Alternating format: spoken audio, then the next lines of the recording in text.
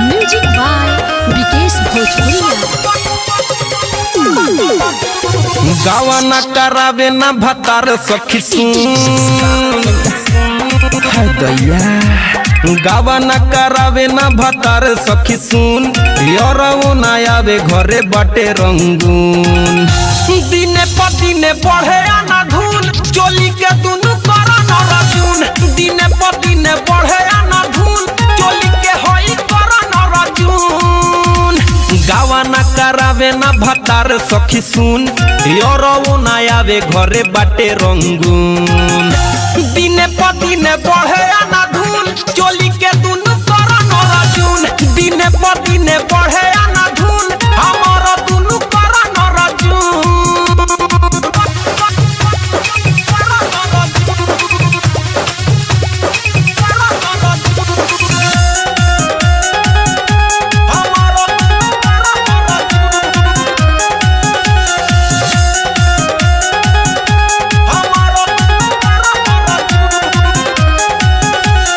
दिने दिने साइजे कर 2 इंच बढ़ता केतना ही लोगवा के नजरी में गड़ता।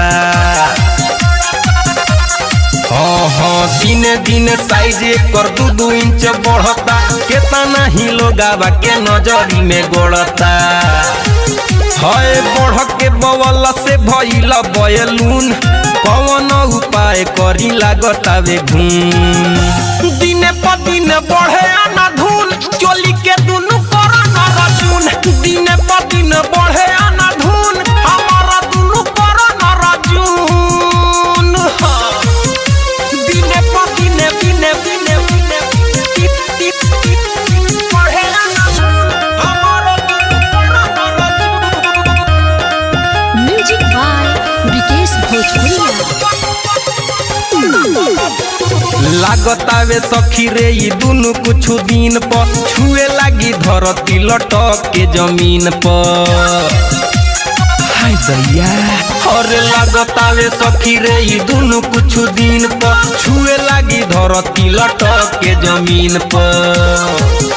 अरे अखड़िले तकिया दिहिले रोजे धुन कहियाले भतारा मनाई हनीमून।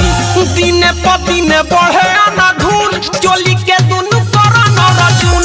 दिने प दिने बढ़े आना धूल चोली के होई करा न रजून। गावा न करावे न भतार सखी सुन यरऊ न आवे घरे बाटे रंगून।